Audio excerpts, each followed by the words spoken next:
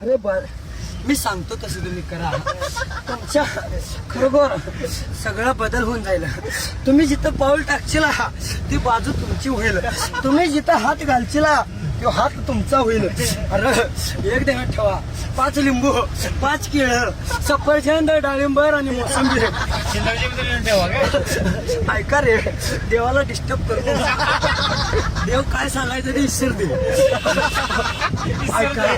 ऐका माझं, तेवढं सगळं झाल्यावर दुसऱ्या दिवशी सकाळी लवकर उठायचं, नदी किंवा विहिरीत आंघोळ करायचं, नेली छत्रीवाली, आणि मग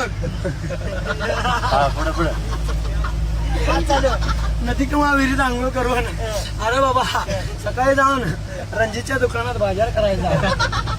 आणि पांढरा भात, पिवळा भात, अंड उकडलेलं, अंड कच्च, अंड पोळी केल्या,